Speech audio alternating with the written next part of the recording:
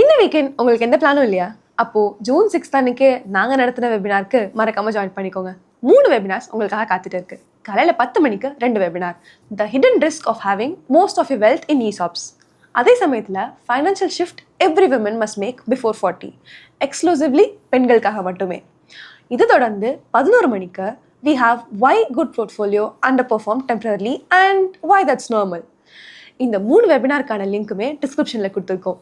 மறக்காம ஜாயின் பண்ணிக்கோங்க. இந்த வீக்கெண்டை ஒரு ஹாப்பி லேர்னிங் வீக்கெண்டை மாற்றுங்க. போரிங் ஸ்டாக்ஸ் இண்டெக்ஸ் மே 26 என்ன ஆச்சு? இந்த மாதம் நிஃப்டி 50 டிஆர்ஐ -2.22% ரிட்டர்ன் கொடுத்துருக்கு. பட் இதே பீரியடில் போரிங் ஸ்டாக்ஸ் இண்டெக்ஸ் -3.14% ரிட்டர்ன் கொடுத்துருக்கு. ஸோ நம்ம நிஃப்டியை விட 1% அதிகமாக விழுந்திருக்கும். இதுக்கு என்ன காரணம் அப்படிங்கிறத இந்த போர்ட்ஃபோலியோக்குள்ளே போய்ப்போம். First,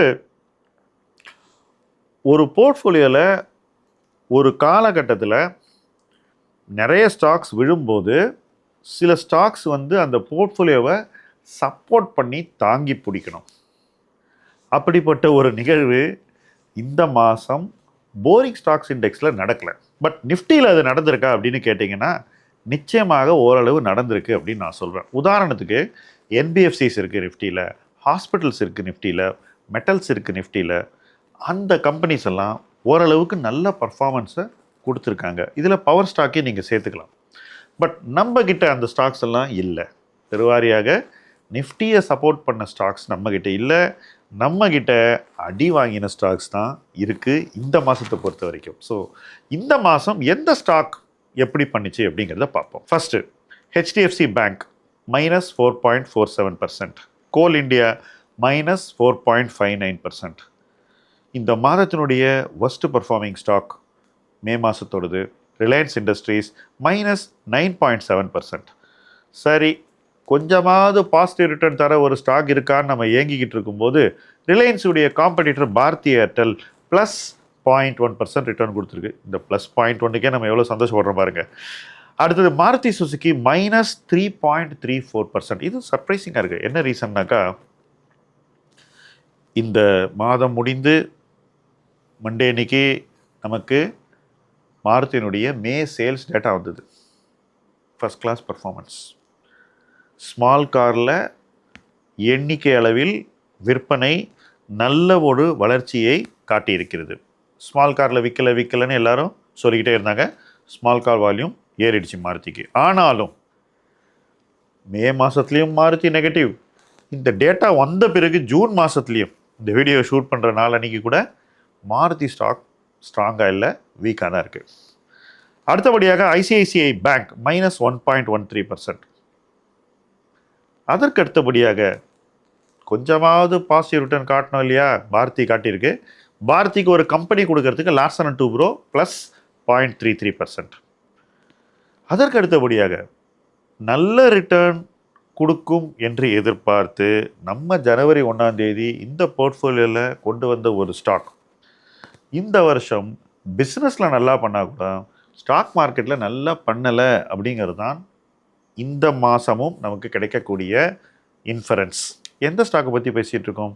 M&M -1.96%.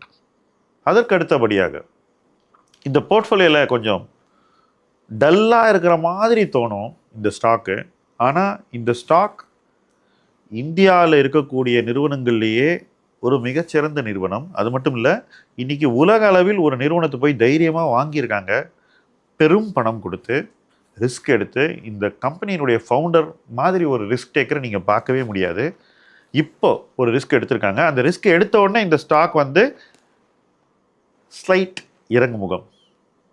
எஸ், சன்ஃபார்மா பற்றி தான் பேசிகிட்டு இருக்கோம். -1.33%. லாஸ்ட்டாக எவ்வளோ அடித்தாலும் தாங்குவான், இவன் ரொம்ப நல்லவன் அப்படின்னு ஒரு ஸ்டாக் ஒரு போர்ட்ஃபோலியோ இருக்க வேண்டாமா?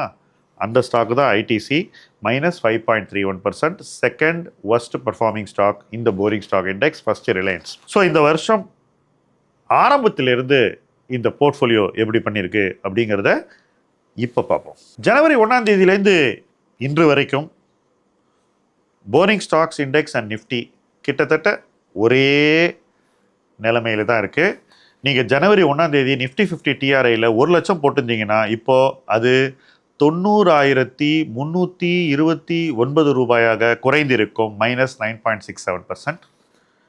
போரிங் ஸ்டாக்ஸ் இண்டெக்ஸில் அதே 1 லட்ச ரூபா போட்டிருந்தீங்கன்னா 90,247 ரூபாயாக குறைந்திருக்கும், -9.75%. ஸோ நமக்கும் நிஃப்டிக்கும் பெரிய டிஃப்ரென்ஸ் இல்லை. இதில் என்ன வேடிக்கைன்னா, இந்த வருஷம் ஹிண்டால்கோ மாதிரி கமாடிட்டி ஸ்டாக்ஸ் ரொம்ப நல்லா பண்ணியிருக்கு, ஹாஸ்பிட்டல் ஸ்டாக்ஸ் ரொம்ப நல்லா பண்ணியிருக்கு, என்பிஎஃப்சி ஸ்டாக்ஸ் ரொம்ப நல்லா பண்ணியிருக்கு, நிஃப்டியில் இருக்கக்கூடிய பங்குகள், பவர் ஸ்டாக்ஸ் டீசெண்டாக பண்ணிக்கிட்டு இருக்கு. இதெல்லாம் இருந்தும் நிஃப்டி டவுனாக இருக்குன்னாக்கா அதுக்கு முக்கியமான காரணம் நிஃப்டியில் அதிக வெயிட்டேஜ் உள்ள நிறுவனங்கள், நிஃப்டியில் எந்தெந்த கம்பெனிஸ்க்கு நிறைய பப்ளிக் ஷேர் ஹோல்டர்ஸ் இருக்கும். அதாவது ஒரு கம்பெனியினுடைய மொத்த பங்குகள் 100னா சில நிறுவனங்களில் அந்த 100ம் பப்ளிக் ஷேர் ஹோல்டர். உதாரணம் ஹெச்டிஎஃப்சி பேங்க். அதே போல் ப்ரமோட்டர் இல்லாத ஒரு கம்பெனியாக பார்க்கப்படுகின்ற இன்னொரு நிறுவனம் ஐடிசி. ஐசிஐசிஐ பேங்க்கும் இந்த வகையை சேரும், எல்என்டியும் இந்த வகையை சேரும். ஸோ நிஃப்டியில் இது போன்ற நிறுவனங்களுக்கு அதிக வெயிட்டேஜ் இருக்குது. இன்ஃபோசிஸ் எடுத்துக்கிட்டிங்கன்னா ப்ரமோட்டர் ஷேர் ஹோல்டிங் ரொம்ப குறைவு. அதிக ப்ரமோட்டர் ஷேர் ஹோல்டிங் உள்ள நிறுவனங்கள் இந்த வருஷம் நிஃப்டியை கீழே இறக்குது. அதுதான் உண்மை.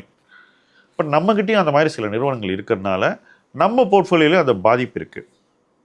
ஆனால் நிஃப்டியை ஓரளவுக்கு ஸ்டெபிலைஸ் பண்ண எந்த கம்பெனியுமே நம்மக்கிட்ட இந்த வருஷம் இல்லை என்பதுதான் உண்மை. அப்படியும் நமக்கும் நிஃப்டிக்கும் இந்த வருஷம் இது வரைக்கும் பெரிய ஒரு பாகுபாடு இல்லை. 2 பேருமே அண்டர் பர்ஃபார்மிங் அப்படிங்கிறது தான் இந்த பாயிண்ட் ஆஃப் டைமில், அதாவது மே 31 அன்னைக்கு நீங்கள் புரிந்து கொள்ள வேண்டியது. இனி வரும் நாட்களில் என்ன ஆக போகுதுங்கிறதையும் நீங்கள் டெஃபினட்டாக க்ளோஸாக வாட்ச் பண்ணணும். சரி, இந்த வருஷம் ஜனவரியிலேருந்து இன்று வரைக்கும் எந்தெந்த கம்பெனிஸ் ரொம்ப விழுந்திருக்கு, எந்தெந்த கம்பெனிஸ் விழலை, எந்தெந்த கம்பெனிஸ் வளர்ந்துருக்கு அப்படின்னு போரிங் ஸ்டாக்ஸ் இண்டெக்ஸ்குள்ளே போய் பார்ப்போம். HDFC bank -24.9%. கிட்டத்தட்ட இந்த ஆண்டினுடைய ஒர்ஸ்ட் பர்ஃபார்மிங் ஸ்டாக் என்ற அந்த அந்தஸ்தை ஹெச்டிஎஃப்சி பேங்க் ரொம்ப ஈஸியாக பிடிச்சிருச்சு. யாருமே நெருங்க முடியாத ஒரு இடத்துல ஹெச்டிஎஃப்சி பேங்க் இருக்குது. அடுத்தபடியாக பெஸ்ட் பர்ஃபார்மிங் ஸ்டாக் என்று சொல்லும் அளவிற்கு ஒரு கம்பெனி இருக்குது இந்த வருஷம். அதுதான் coal India +15.7%. Reliance Industries -16.1%. Bharti Airtel -13.3%. Maruti Suzuki -21.4%. ICICI bank -6.1%. இது வரைக்கும் ஒரே ஒரு ஸ்டாக் கோல் இண்டியா தான் ப்ளஸில் இருக்குது. அட்லீஸ்ட் இன்னொரு ஸ்டாக் கிடைக்குமான்னு தேடி தேடி பார்க்கும்போது எல்என்டி ரொம்ப கிட்ட வந்துச்சு, ஆனால் பாசிட்டிவ் வரல, -0.6%. அடுத்தபடியாக மஹிந்திரா அண்ட் மஹிந்திரா -19.0%. நம்ம உள்ளே கொண்டு வந்தோம், அங்கேருந்து ஸ்ட்ரெயிட் -19. இன்னொரு பாசிட்டிவ் பர்ஃபார்மன்ஸ் கொடுத்த ஸ்டாக்னா அது சன் ஃபார்மா +5.2%. கடைசியாக ஹெச்டிஎஃப்சிக்கும் நான் டஃப் கொடுப்பேன், மாருதிக்கும் நான் டஃப் கொடுப்பேன்னு ஐடிசி -16.9%. ஸோ இதுதான் இந்த வருஷம் போரிங் ஸ்டாக்ஸில் நடந்திருக்கிற இண்டிவிஜுவல் ஸ்டாக் லெவல் மூவ்மெண்ட். ஜனவரி 1, 2023 நம்ம போரிங் ஸ்டாக்ஸ் இண்டெக்ஸ் ஸ்டார்ட் பண்ணோம். அன்றிலிருந்து இன்று வரைக்கும் நிஃப்டி 50யோட நாம் எப்படி கம்பேர் பண்ணுறோம் அப்படிங்கிறத இப்போ பார்ப்போம். நிஃப்டி 50 டிஆர்ஐ இந்த காலகட்டத்தில் 1 லட்ச ரூபா போட்டுட்டிங்கன்னா 1,35,546 ரூபாயாக வளர்ந்திருக்கிறது, 35.05%. இது simple return. Boring stocks index அதே காலகட்டத்தில் 1 லட்சம் ரூபாய் 1,75,787 ரூபாயாக வளர்ந்திருக்கிறது, 75.79%. ஸோ நம்மளுடைய பர்ஃபார்மன்ஸ் நிஃப்டியோட கணிசமாக அதிகமாக இருக்குது அப்படிங்கிறது தான் இதில் தெளிவாக தெரியக்கூடியது. பட் இருந்தாலும் நாம் இந்த வருஷம் என்ன பெட்டராக பண்ணியிருக்கலாம் அப்படின்ற ஒரு தாட் ப்ராசஸ் எனக்கு ஓடிக்கிட்டே தான் இருக்குது. அதில் முக்கியமானது மேபி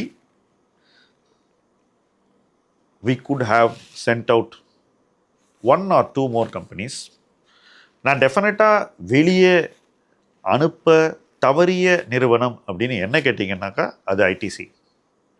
ஏன்னா நான் கவர்மெண்ட் இந்த மாதிரி வரியை உயர்த்துவார்கள் அப்படின்னு கண்டிப்பாக எதிர்பார்க்கல. அது கவர்மெண்ட் பண்ண பிறகு என்னுடைய இந்த போரிங் ஸ்டாக்ஸ் இண்டெக்ஸில் நான் மாற்றத்தை கொண்டு வரவில்லை. ஏன்னா வருஷத்துக்கு ஒரு தடவை தான் பண்ணணும்னு நம்ம ரூல் வச்சுருக்கோம். ஸோ அந்த கவர்மெண்ட்டினுடைய அந்த மாற்றம் நிச்சயமாக இந்த போர்ட்ஃபோலியோவில் ஒரு தாக்கத்தை இந்த வருஷம் ஏற்படுத்தும். அந்த அடியை நம்ம வாங்கி தாங்கணும். அது எங்கே போய் முடியுதுங்கிறத பார்ப்போம். ஸோ டெஃபினட்டாக அது எனக்கு இந்த போர்ட்ஃபோலியோவில் இன்றைக்கு இந்த ஆண்டை திரும்பி பார்க்கும்போது ஒரு பெரிய ரிக்ரெட். அந்த ரிக்ரெட்டோட இந்த மாதத்தினுடைய போரிங் ஸ்டாக்ஸ் இண்டெக்ஸ் ரிவ்யூவை நிறைவு செய்வோம். அடுத்த மாதம் என்ன ஆகுதுன்னு பார்ப்போம். எவ்வளோ அடித்தாலும் தாங்குவான் அப்படின்னு லார்ஜ் கேப் இன்வெஸ்டிங் இன்றைக்கி போய்கிட்டுருக்கு. அதுக்கு முக்கியமான காரணம் எஃப்ஐஐஸ் தொடர்ந்து எந்த விலையில் வேணால் விற்க ரெடியாக இருக்காங்க. நல்ல ஸ்டாக், நல்ல ரிசல்ட், எதை பற்றியும் கவலை இல்லை, விற்றுக்கிட்டே இருக்காங்க. அவங்களுக்கு ஈடு கொடுத்து வாங்குவதற்கு அந்த பக்கம் ஆக்சுவலாக யாரும் இல்லைங்க. நீங்கள் நினச்சிக்கிட்டு இருக்கலாம் டிஏஎஸ் வாங்குறாங்கன்னு. டிஏஎஸ் நீங்கள் எங்கே பணம் கொடுக்குறீங்களோ அங்கே தான் வாங்க முடியும். நீங்கள் எல்லாரும் எங்கே பணம் கொடுக்குறீங்க அப்படின்னு பார்த்தாக்கா உங்கள் பணம் ஸ்மால் கேப் மிட் கேப்பில் தான் போகுது. அதனால் லார்ஜ் கேப்பில் எஃப்ஐஐ விற்கும்போது இன்னொரு பக்கம் வாங்குவதற்கு போதுமான பணபலம் இல்லை. அதுதான் இன்றைக்கி இந்த ஸ்டாக்ஸில் வீக்னஸாக தெரியுது.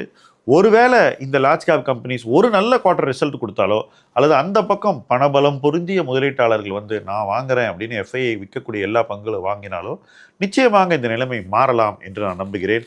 அந்த மாற்றத்தை நோக்கி இணைந்து பயணிப்போம். முதலீட்டு களம் உங்கள் களம். நன்றி.